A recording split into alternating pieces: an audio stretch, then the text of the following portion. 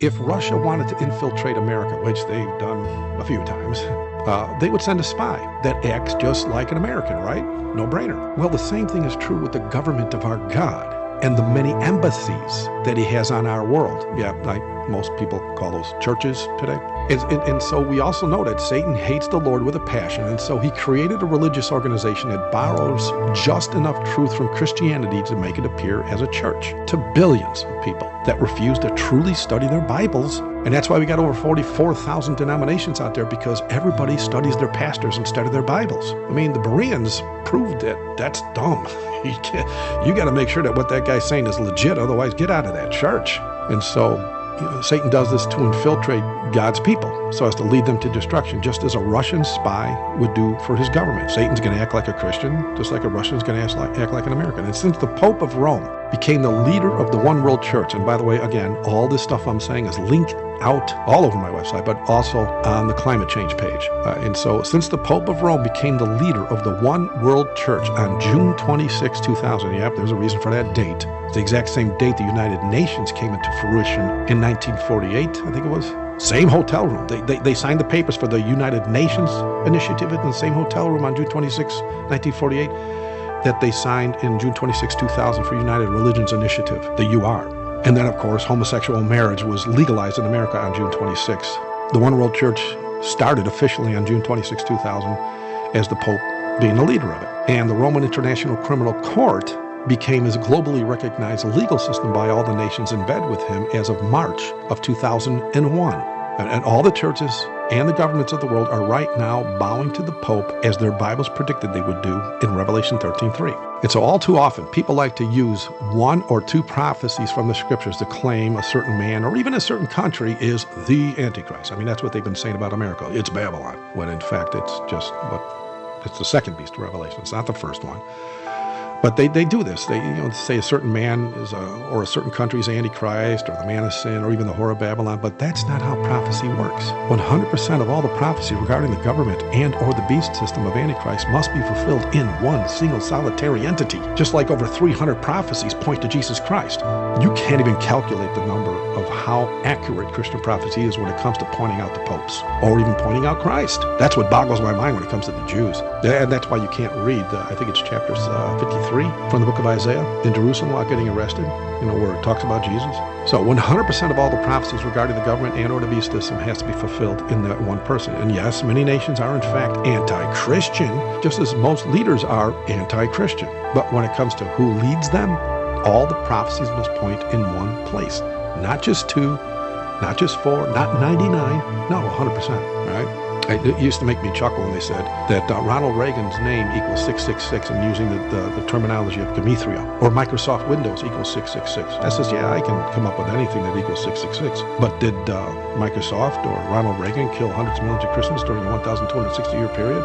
And they do the same thing with Islam. They say Islam's the Antichrist because of this, and this. And so how about we do hundreds of prophecies and let's see if Islam did this, because they didn't.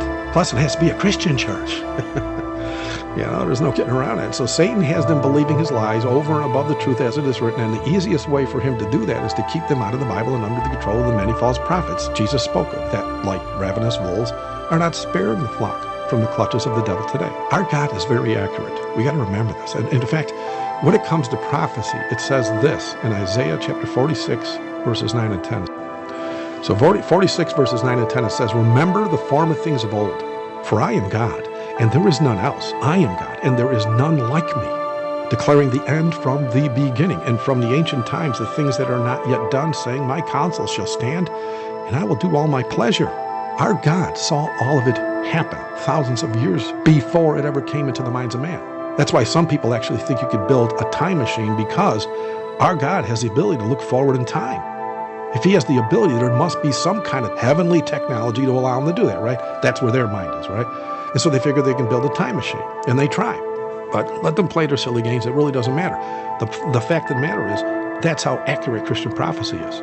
Because he saw it happen. He knows what's going to happen. And it's not so much having to say it's a prophecy. It's that his intelligence is so far off the chart that when he looks at one person, for example, he knows exactly what you're going to do tomorrow. He knows exactly what you're going to do 20 years from now. And he also knows exactly how you're going to react when you come to a fork in the road. He knows if you're going to go yay or nay. He knows because he's that intelligent. He knows your brain. He knows how many, come on, he counts the numbers of the hairs on your head, so he knows what's going on between your ears too. So it's not, I mean, he calls it prophecy to make it easier for us to understand, when in fact he just sees it. But people don't want to believe that. And so here's the thing. Satan knows it's legit. And that's why he's keeping people out of the Bibles today, because being in the very last days, prophecies are fulfilling all over the place. And it's just making it way too easy. And this is why not only does he keep them out of the Bibles, the Vatican recently, the last few decades, instead, especially since 1910, when Schofield put that folderol in his reference notes, the Jesuit thing about the 7-year trib, they have been removing verses from the Bible because they're so scared. It's too easy now to expose the popes of Rome, as well as the politicians in America and all the other countries, for that matter. And so, and this is also why the Vatican from day one would chain Bibles. First, they would translate the Bible into Latin, a dead language. That way no one could understand it even if they got their hands on one, right? And then they would chain the Bibles on pulpits. And the pulpits had to be just tall enough to where you would have to be on your tippy toes to read it, or hang on it if you're short. And you couldn't do that for any length of time. The pulpit was nailed down. There were no chairs. That's why pews were invented. So everything was bolted down. You couldn't drag a box up and put it there and read. It wasn't allowed. That's what made it easier for them to hide.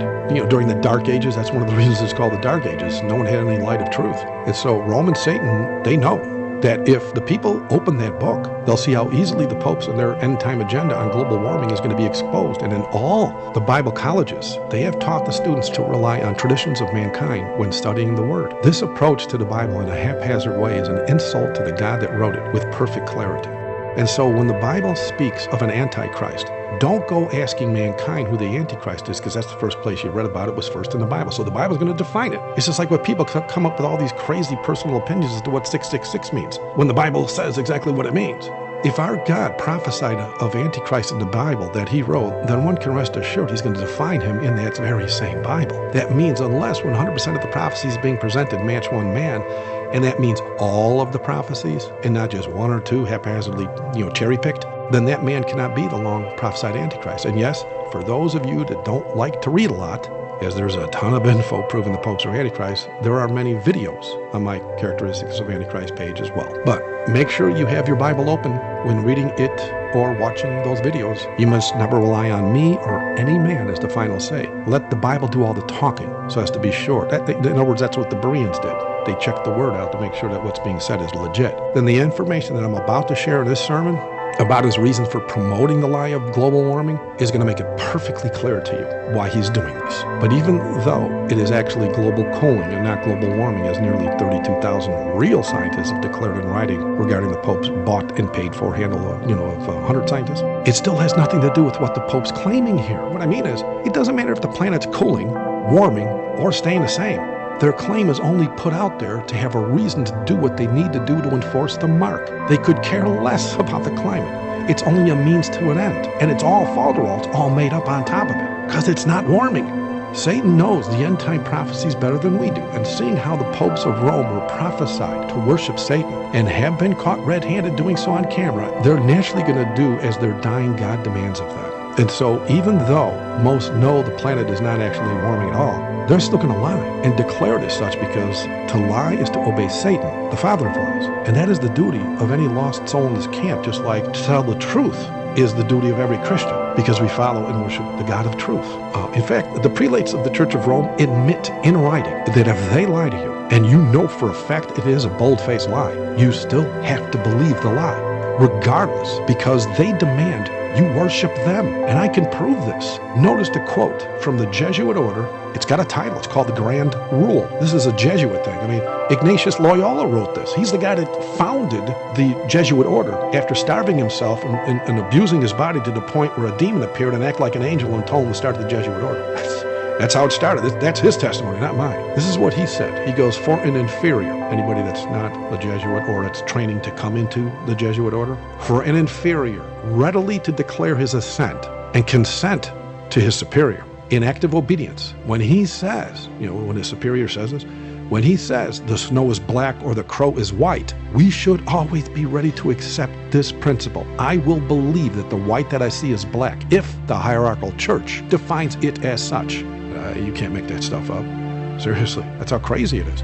Now, even though we all know Al Gore was proven wrong by every honest person alive on the same planet Gore's standing on by simply stepping outside on any day of the year, and some that do their homework know he actually was hired by John Paul II many years ago to push the global warming thing. Says to do what prophecy says the man of sin will do when it comes to cultivating an excuse to enforce the mark in a way most people will miss. The fact global warming has been proven a lie won't stop them from pushing ahead on this, because they're going to do as their dying God demands. And the lie itself will actually help them to enforce the mark anyway. And so they will definitely keep pushing this. And now we got it in writing. The United Nations talking about it. And in fact, they have invested billions of dollars into this agenda and simply cannot afford to admit they messed up, because in so doing will mean no one will believe them when they say, okay, we messed up. It's not really global warming, it's cooling. And so who's going to believe them? No one's going to believe them. So they have to keep pushing the lie and say, well, you guys just aren't scientists. You don't get it. No, it's falderall. Especially when you got 100 scientists paid for by Rome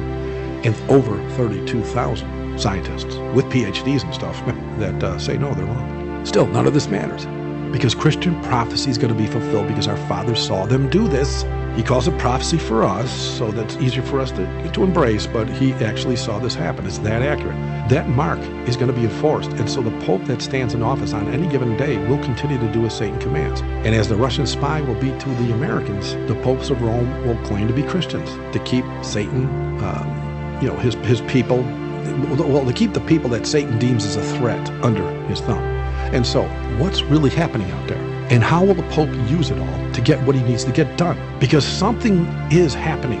We know something's happening out there. Do you recall when the Lord descended upon Mount Sinai back then, and how the people on the mountain itself trembled at his very presence? Exodus 19, verses 16 to 18. It says, and it came to pass on the third day in the morning that there were thunders and lightnings and a thick cloud upon the mount, and the voice of the trumpet exceeding loud, so that all the people that was in the camp trembled.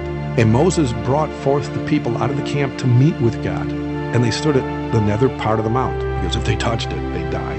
He already told them that earlier.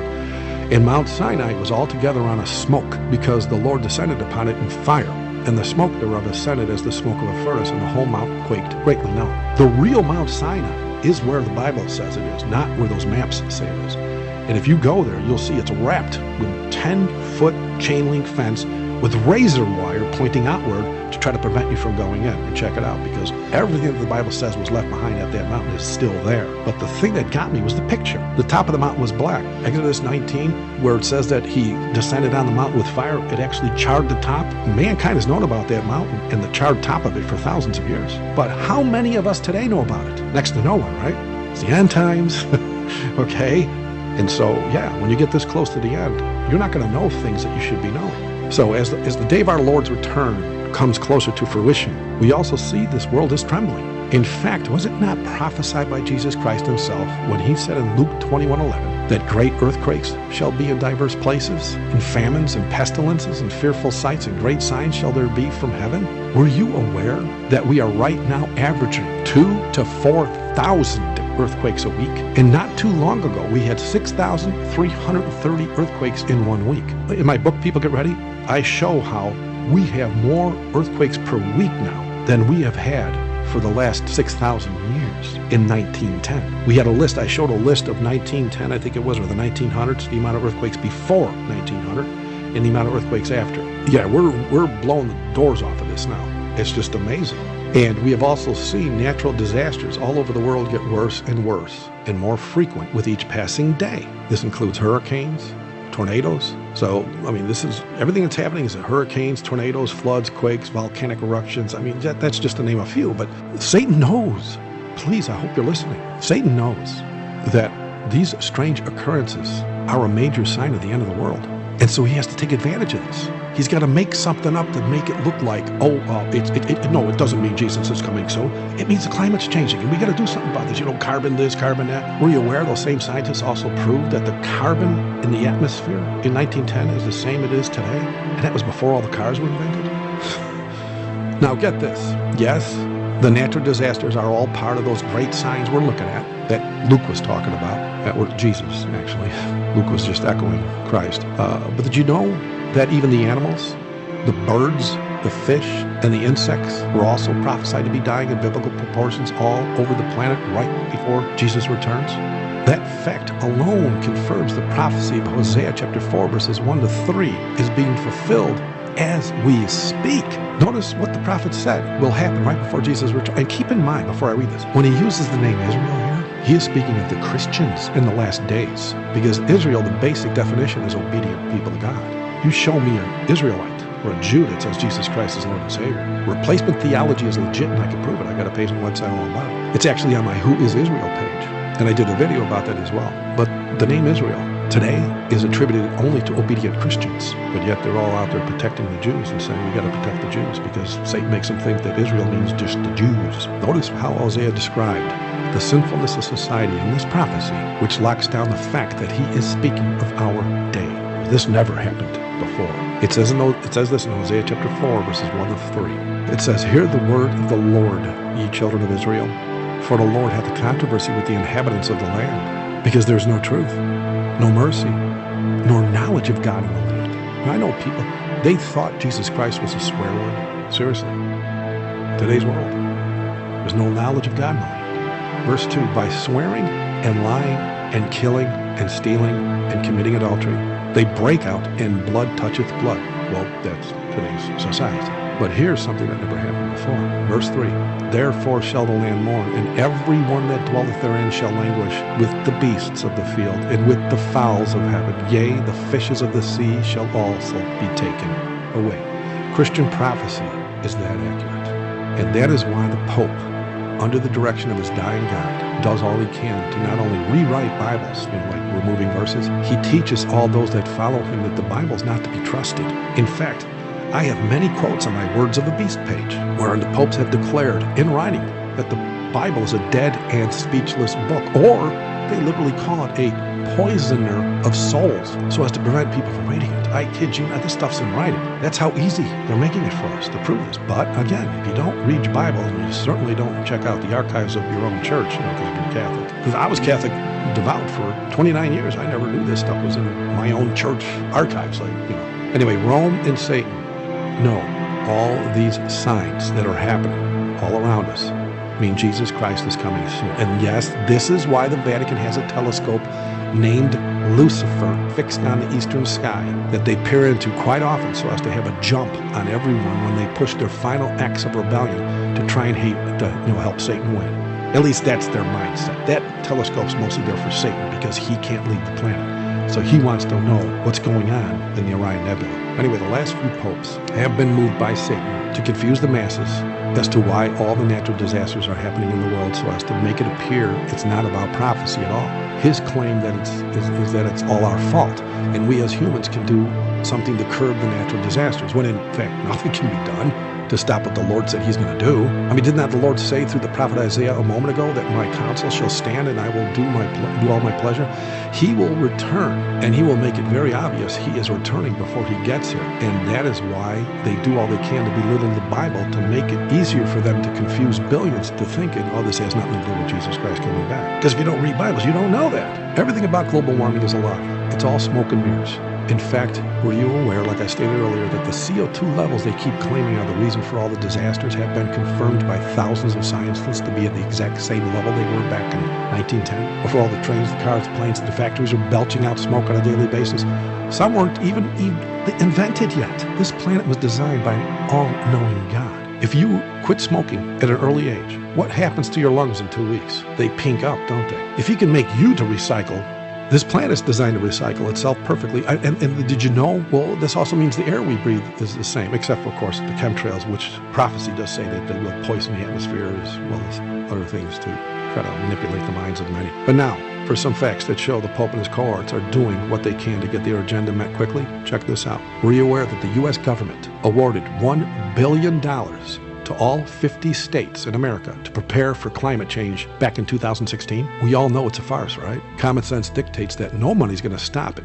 even if it was true. In fact, if the president gave each state $1 trillion, it wouldn't stop what Christ penned in his word. So what's the $1 billion going to be used for? Well, most of you probably guessed it. Enforcement of the mark. Good judgment dictates that since they cannot use the money to stop what was prophesied to happen, they will only be using it so as to do as prophecy said is really going to happen. Because reality is reality. It's going to happen. FEMA camps is part of it. The Pope knows exactly what he's looking at here, and he knows he cannot stop what's already begun. Hence the reason for that telescope. It's the final prophecy, and he knows, the Pope knows it, because his dying God is very aware of his time is short, and he will use the Pope in every way he can to make sure his charred trophy case keeps on getting filled up. And seeing how it shows he and his dying God have little time left to lure many into hellfire with them, they have come up with the scheme that makes many think we can do something about this to stop it. And so the money flows in that perverted circle of reasoning to get everyone to follow their lead. Well, for the sheeple that don't read Bibles, that is. I mean, prophecy spoke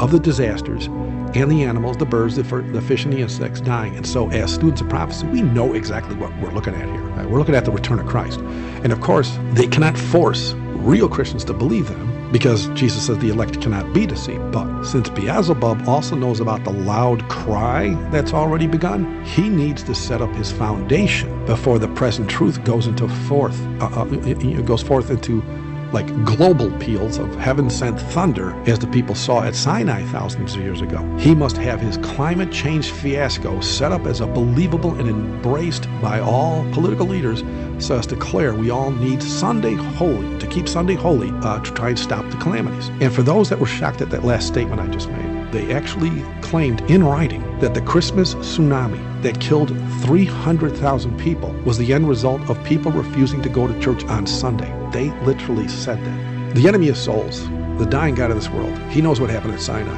and he knows about the global peals of heaven-sent thunder that the people saw at Sinai. He also knows about the loud cry, and so he has to have this climate change fiasco set up as believable. And so they've already started to claim that the climate is changing because people aren't going to church on Sundays. They did that on the Christmas tsunami. And here's the kicker, and this is what everybody missed. They never said the churches that were in that area holding services during that disaster, because it happened on a Sunday, Christmas. They never said that the churches in that area that were literally holding services during that tsunami were filled with dead bodies as that guy was standing there making that claim. I mean, obedience to Rome didn't help them one bit, did it? No. It's just like calling the crow white or the snow black. That's what they did. A bunch of dead bodies that went to church on Sunday, standing, laying there on the ground behind them inside that Sunday-keeping church. And they're saying, well, everybody's going to die because no one's going to church on Sunday. And that's the tsunami proves it. But anyway, Satan's going to declare this only because the loud cry puts forth the present truth in a way he simply cannot refute. And so, as usual, he will use his lies as well as physical force via the powers that be to demand anyone keeping the true seventh-day Sabbath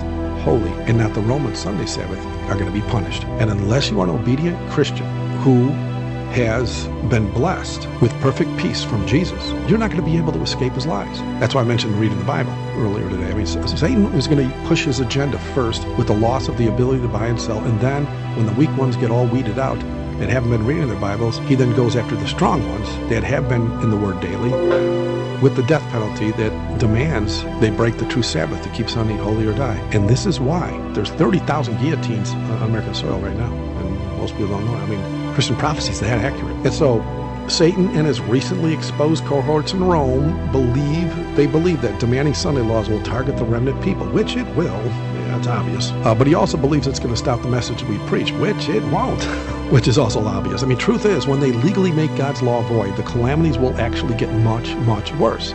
Satan knows this. And so he uses that expected increase to declare the Sabbath keepers are the reason for the increase and therefore worthy of death now because we refuse to keep Sunday holy, and therefore all the reasons the disasters got much worse is because of us. It gives him the perfect reason to legalize our deaths globally by this time. And since most people today are conditioned via their violent TV shows, violent movies, violent video games, violent music, and violent sports, and even killing grown babies and watering it down, calling it abortion, or killing grandma to save some money, calling it euthanasia or doctor-assisted suicide, they see nothing wrong with killing. He's going to demand we, the Sabbath keepers, must die because the natural disasters have gotten worse due to making God's law void. Satan knows what Psalms 119, 126 says. It says, it is time for the Lord to work, for they have made void thy law. he knows that prophetic utterance comes down when the plagues begin. Prophecy will be fulfilled, or when the mark starts getting enforced. They are readying the masses for what the insanity of what prophecy says is soon going to happen. They have even started talking points on the use of guillotines, and it was actually written into Obamacare. So yes, most of the world will believe Satan. And so the Sunday laws will target the remnant people. And Satan knows what Psalm 119, 126 says. And yes, most of the world will believe Satan, who by now is standing on earth claiming to be Jesus Christ incarnate. Now that is the Antichrist.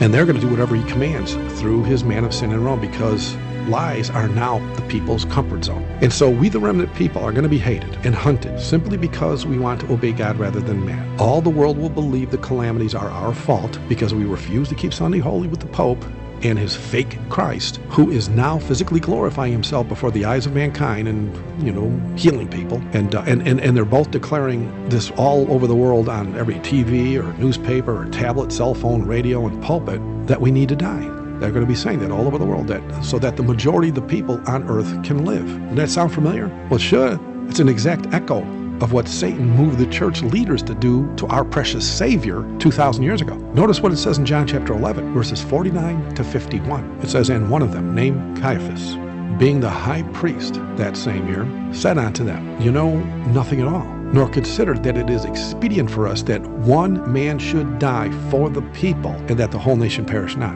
And this spake he not of himself, but being high priest that year, he prophesied that Jesus should die for that nation." Prophecy will be fulfilled, and those calamities will get far worse, and as they seek to kill us. And then those that receive the mark of the beast will have to deal with God's wrath, just as he warned they would. The plagues are going to fall on them. And what's worse, the lost souls that have the mark believe the lies so much that now they will ignore with their own eyes how the plagues are not affecting us, God's remnant people, in any way, shape, or form. But they don't catch it. Lies are truth to them now. Yes, we may see warmer winters and somewhat colder summers, or vice versa, as the return of the Lord, draws nigh. But the word of our God is plain. The climate is never going to change completely, as the Pope and his lying scientist claims, because of what is written in Genesis 8, verse 22. This one verse alone says global warming is a joke. It says, "While the earth remaineth, seed time and harvest, and cold and heat, and summer and winter, and day and night shall not cease."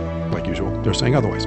And Satan and his bride in Rome know why the disasters, as well as the national turmoil among, from immigration problems to actual war, and even the fear welling up in the hearts of mankind, are all part and parcel to all that was prophesied to happen right before Jesus gets here. The Lord blessed his children with all these warnings, but as usual, only those that love him and study his word will be able to see all this. We know all of this is happening because Jesus is soon to come. The rest of the world just thinks it's climate change and see no danger whatsoever, and will be totally caught off guard when the plagues actually start. As a matter of fact, Jesus even said that they're going to be marrying and giving in marriage and building and planting and all. It's just natural life to them because, hey, it's been like this my whole life. Like the teenagers today, it's just normal. No, it's not. And when those plagues hit, they're still going to think it's normal until plague 7, of course. Well, even plague 4 with the heat and all that. And so we will see with our own eyes what was prophesied long ago in 1 Thessalonians chapter 5, verses 2 to 4, which was this: "For yourselves know perfectly that the day of the Lord so cometh as a thief in the night," which means they're going to be caught off guard.